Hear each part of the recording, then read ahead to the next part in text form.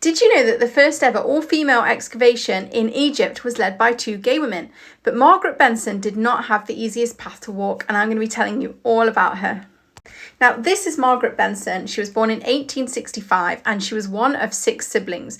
Now, many of these siblings went on to have incredible and public roles. One of them was an assistant to a pope, but none of them ever married, and 3 of them were gay, which is unusual for the time.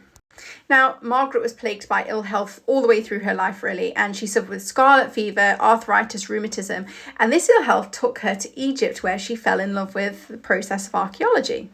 In 1895, she became the first woman ever to get a government grant to be able to allowed to dig in Egypt.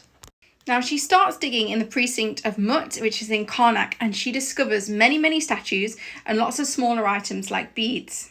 This is the Benson head. It's actually named after her, and you can find many of the things that she found in the British Museum and in the Egyptian Museum in Cairo.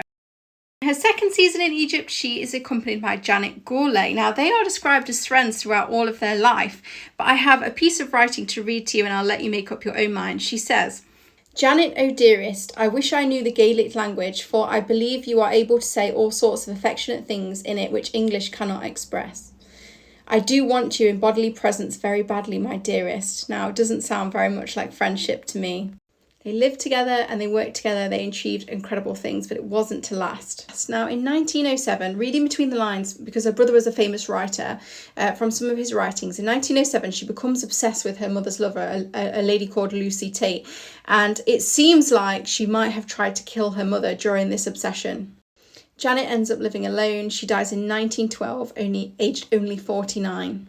And Margaret dies only aged 50 in 1916. And whatever happened in the end, like many things, I don't want to focus too much on the sadness.